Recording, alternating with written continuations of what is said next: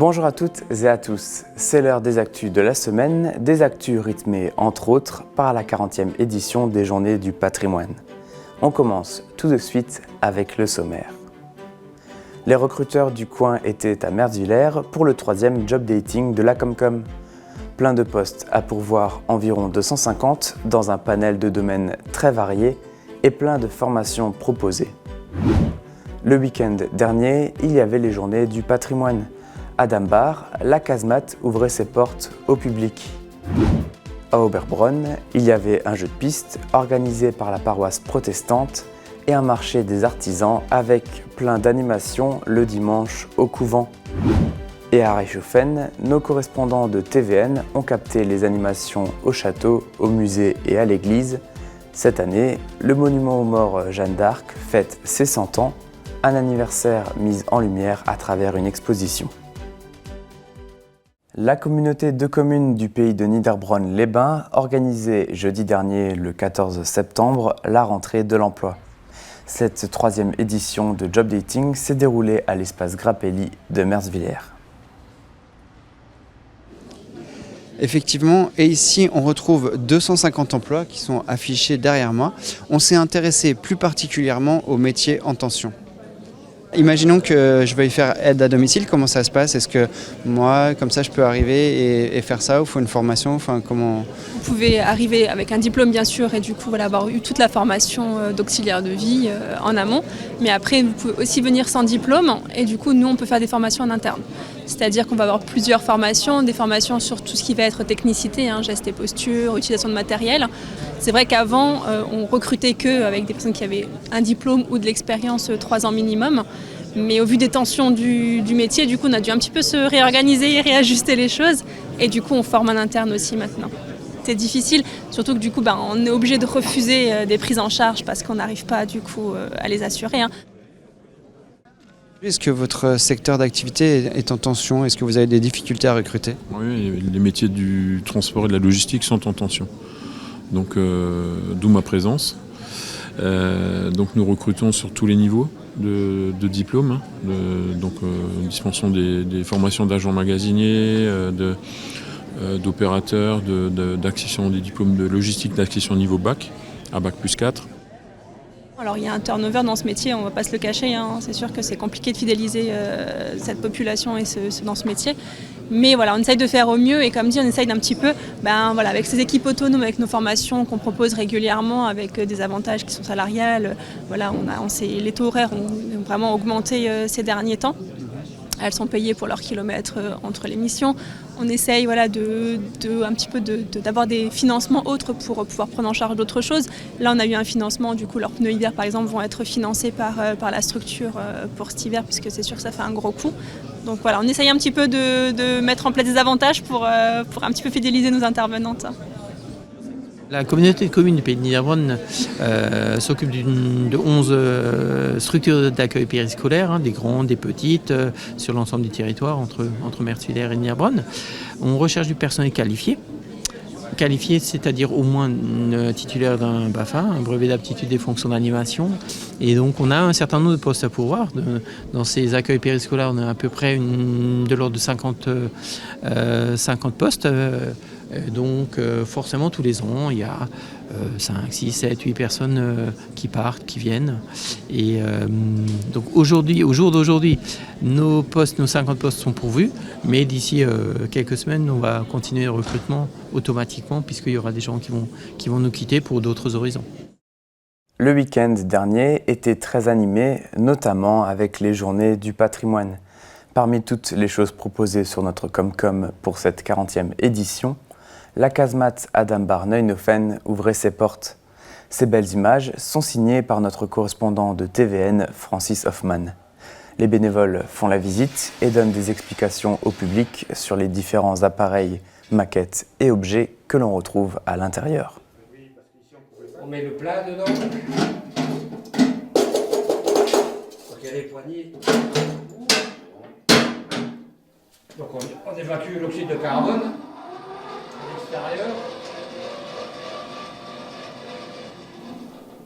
On ouvre le caisson,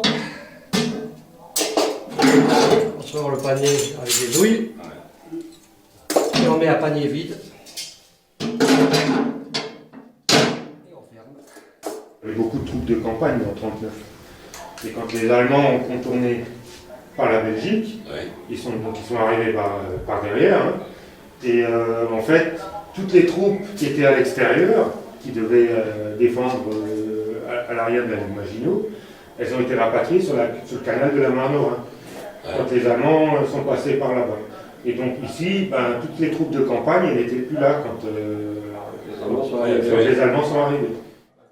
Le temps d'une heure, on replonge en temps de guerre et on peut voir les conditions dans lesquelles vivaient les soldats.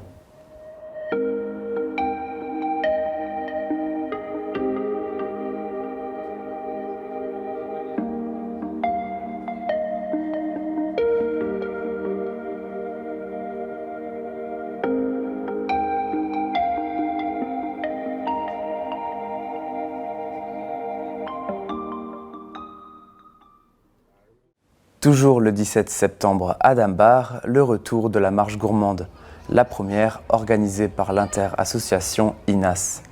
L'événement se déroule en 7 étapes de dégustation avec des Fleischkäse en plat principal. Comme on peut le voir sur ces images, le succès est toujours au rendez-vous. 650 participants, un record.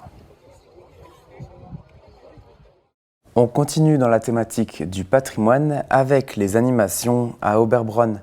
Les participants prennent part à un jeu de piste, mais je ne vous en dis pas plus. Toutes les méthodes sont bonnes pour faire découvrir le patrimoine.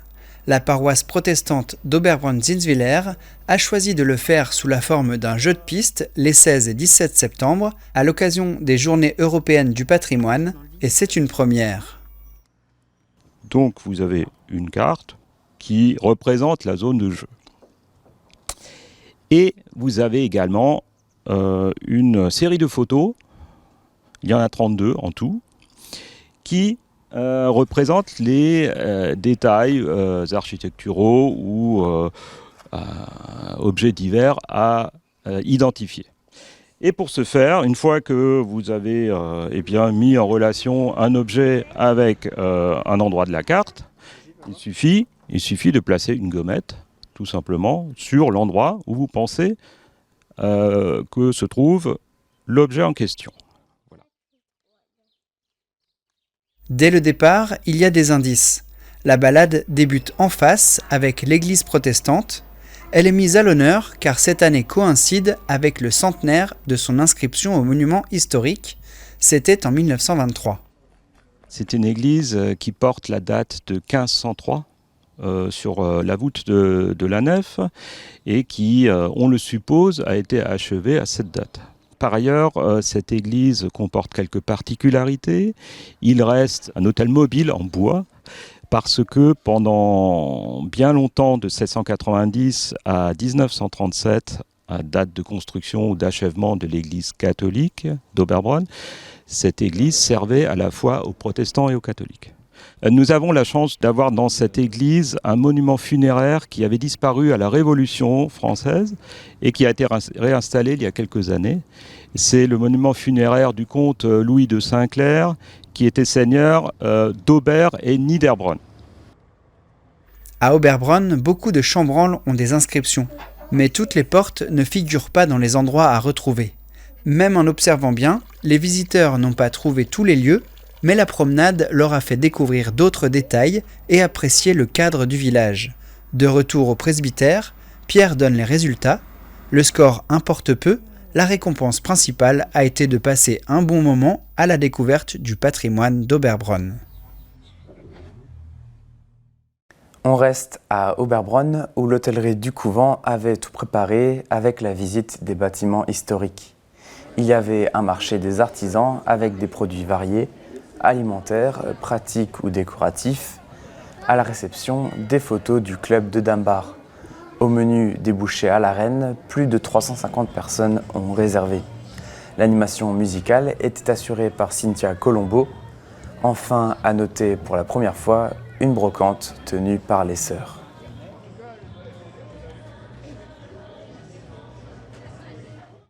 Toujours la même journée à Reichshofen, plusieurs lieux ouvraient leurs portes. Au château, le public découvre ou redécouvre le site en plein cœur de la ville. La visite passe à travers les différentes salles.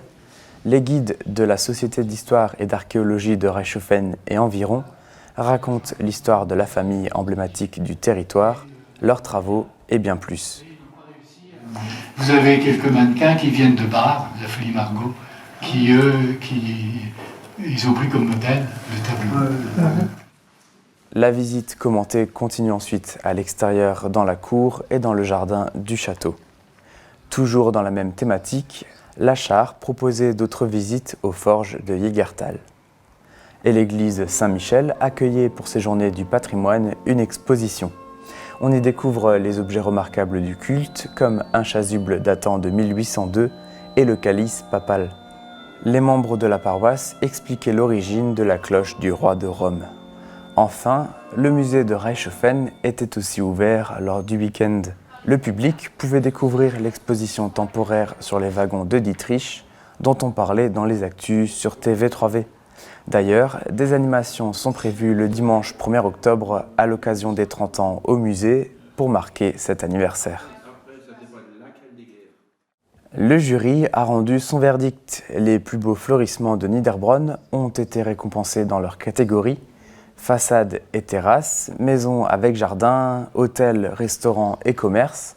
Et à noter une nouveauté, une classification pour les aménagements de développement durable, que ce soit pour l'eau ou des équipements à énergie solaire par exemple. Le même week-end se déroulait la traditionnelle exposition des Amis des fleurs, fruits et jardins. Le printemps doux a favorisé la prolifération de Carpocaps, un papillon qui se développe sous forme de larves dans les fruits. En plus, les périodes de sécheresse longue ont amenuisé les rendements. L'association exprime son inquiétude sur les capacités à l'avenir de produire des fruits non traités. Les visiteurs ont tout de même pu apprécier quelques spécimens sur les tables.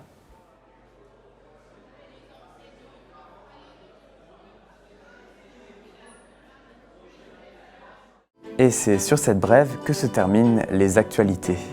Tout de suite, on va à Mittersheim pour rencontrer la présidente de l'association Les Petits Paniers, à voir dans l'interview de la semaine. Ensuite, un nouveau documentaire et on vous présente les entreprises dans la zone d'activité du Sandholz. On se retrouve vendredi prochain pour de nouveaux reportages et d'ici là, portez-vous bien.